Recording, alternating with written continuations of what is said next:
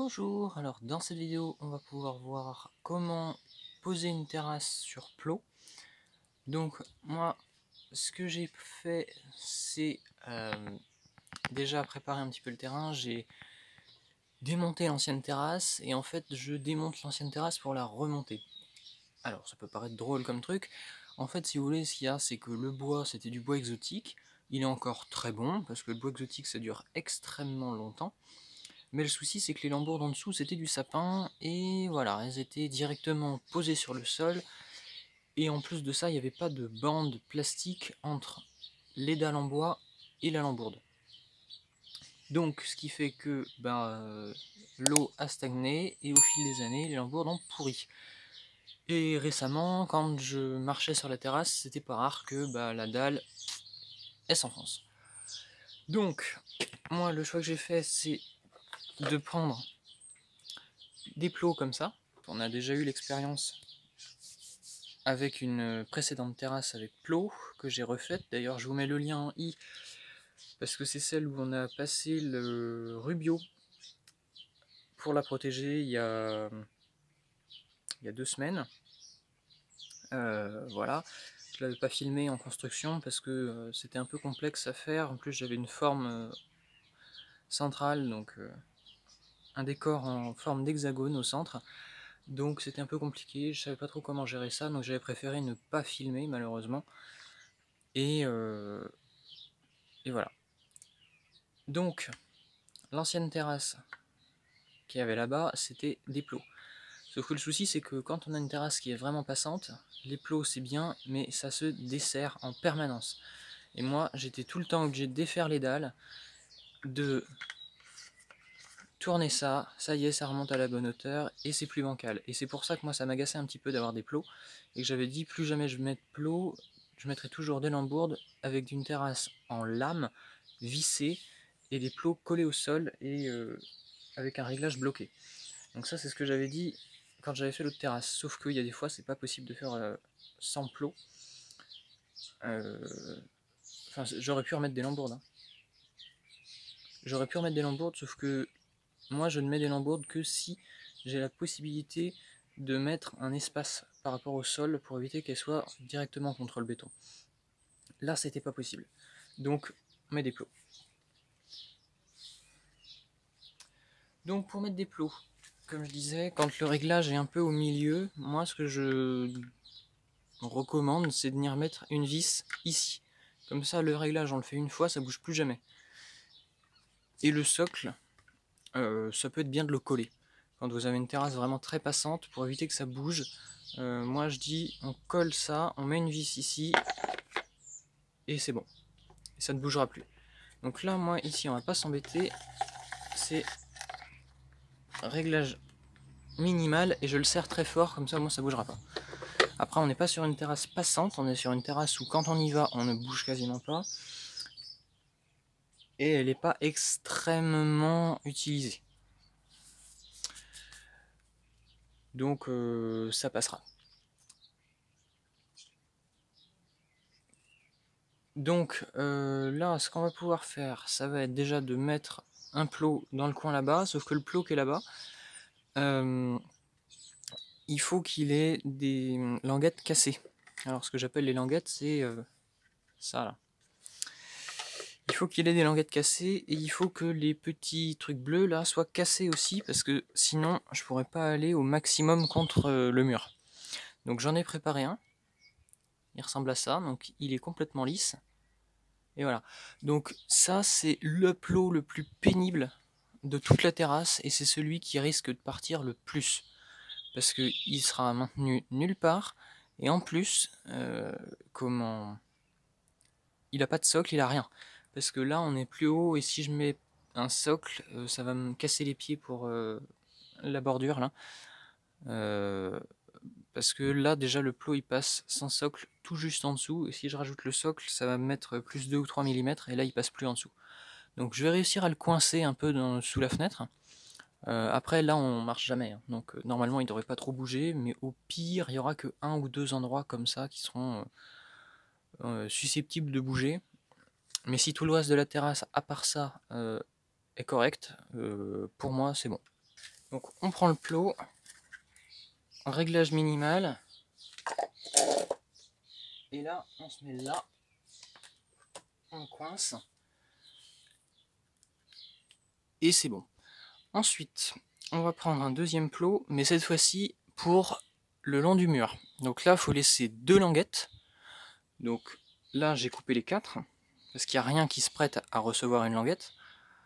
En revanche,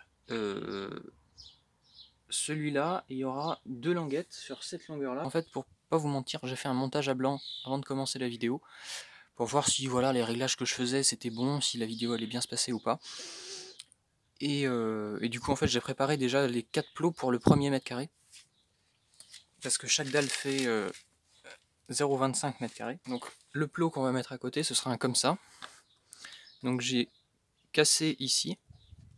Bon là, ça s'est cassé tout seul parce que il était un peu abîmé. Donc quand j'ai voulu le couper, en fait, il s'est cassé en deux. Ici, pareil. Réglage minimal. On vire 2 languettes sur les 4. Comme ça, on va venir le mettre là. Il y aura une dalle ici. Et une dalle là. On va le mettre à peu près là. Ça me paraît un peu long, mais pourquoi pas. Ok. Ensuite, là, on prend un deuxième plot. Enfin, un troisième du coup. Qu'on va venir mettre pareil, avec seulement 2 languettes. Pas de socle, parce qu'il viendra ici. Donc les 2 languettes là, on les met comme ça. On vient le bloquer ici. Ça me paraît un peu loin, mais bon, voilà. On verra bien ce que ça donne. Et ensuite, là, c'est la première fois qu'on va en utiliser un. Réglage minimal. Un plot, 4 languettes, avec socle complet. Ici. Comme ça, là, c'est bon. Alors, on peut nettoyer un petit peu le sol. Moi, j'ai déjà fait, mais ça fait une semaine que j'ai passé le balai, donc...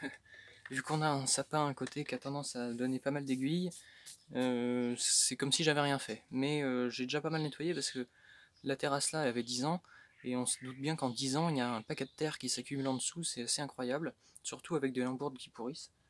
Donc on prend une dalle.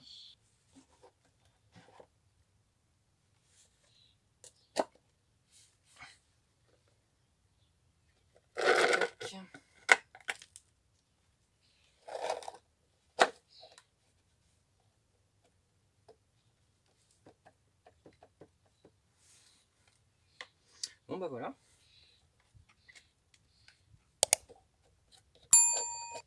J'ai envie de vous dire, première dalle posée. Et là vous pouvez marcher dessus.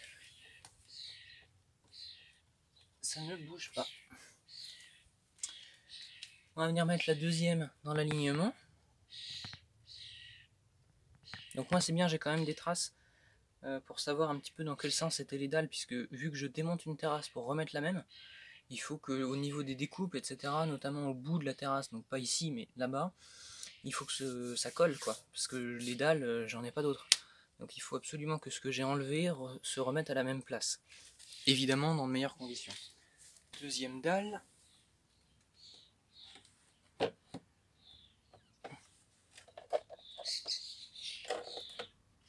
Voilà.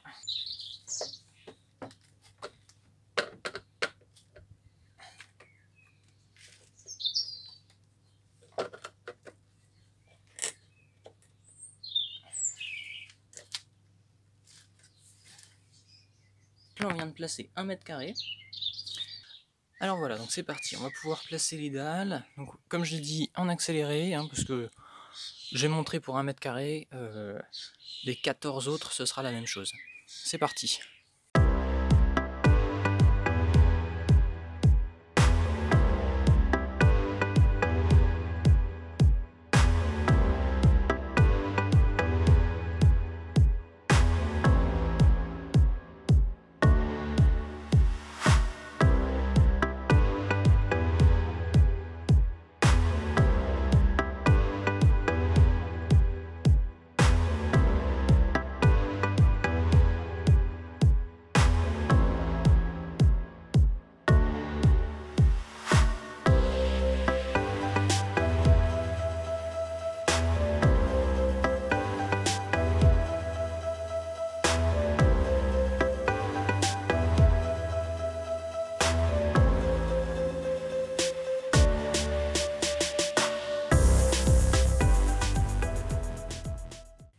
Alors voilà, donc petite spécificité dont j'avais parlé au début de la vidéo, quand les réglages sont, on va dire, variables, c'est-à-dire qu'on n'est pas pile en bas du plot, moi je mets une vis pour être sûr que le réglage ne se défasse pas. Donc là c'est bon, j'ai réglé, ici c'est stable. Donc celui-là il est au maximum en bas, donc il est au minimum, donc celui-là est au minimum, celui-là est variable, celui-là est au minimum. Celui-là est entre les deux, et celui au bout aussi. Donc pour ça, moi j'ai pris des vis comme ça, que je viens mettre ici direct.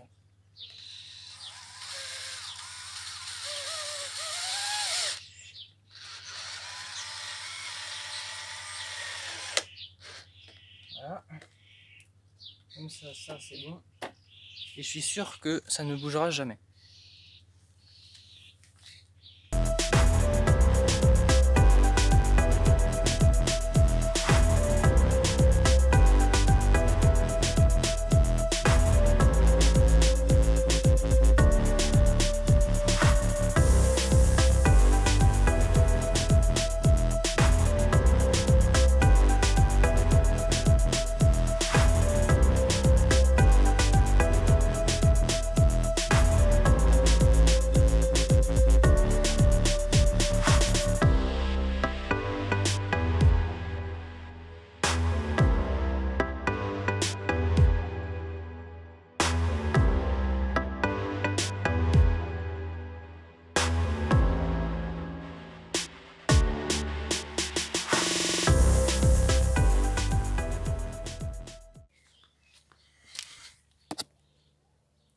Alors voilà, donc on a déjà placé donc la première rangée en entier. Je vais placer toutes les autres en caméra off et on se retrouvera donc à la fin pour faire un petit point ou au milieu, je sais pas, on verra. Peut-être un point au milieu pour voir un peu où ça en est, comment ça a avancé, etc. C'est parti, je continue, on se retrouve après. Alors voilà, ça y est, la terrasse est totalement terminée. Donc j'ai passé mon dégriseur, mon huile. Évidemment c'était du Rubio couleur Look IP, donc monocouche. Ça c'est parfait, on fait une fois et ça dure un bon bout de temps. Et ça a une belle couleur. Donc voilà, tout a été fait. Donc ici je voulais pas à la base remettre de bordure sur la terrasse. À la limite, je voulais bien en mettre une sur le côté pour fermer et éviter qu'il y ait des trucs à vraiment rentrer en dessous. Sauf que, en fait, le petit souci, c'est que ici, la découpe là-bas, elle est bien. Hop, et là, la découpe s'arrêtait là. Alors que, pour que ce soit joli, il faut que ça aille jusqu'au bout pour pas voir le béton. Donc là, quand on regarde, c'est bien par rapport au béton. Et s'il n'y avait pas, la découpe, elle s'arrêtait ici, je crois. Donc du coup ça faisait pas très beau, c'était pas parallèle à la dalle, donc c'était moche. Et en plus du coup ça aurait pas été parallèle au sapin, donc doublement moche. Donc j'ai remis quand même ce truc là au-dessus. Là-bas j'ai remis des bordures là pour fermer, pour pas qu'on voit tout le système de plots, les branchements électriques, tout ça, comme ça au moins on voit rien, c'est très bien. Hop, ça il faut qu'il soit un peu plus relevé parce que c'est un spot qui éclaire un arbre. Donc voilà, donc j'ai remis mes lampes. Ici pareil, c'est fermé. Et c'est pas mal du tout. Et au moins là, quand on marche, la terrasse ne bouge plus, ne s'enfonce plus, ne fait plus de bruit. Et c'est parfait. C'est parfait, parfait. Et en plus elle a une très belle couleur, je trouve, qui va bien avec le mur de la maison. Donc voilà, ça va être tout pour cette vidéo. Merci et à bientôt pour une prochaine vidéo.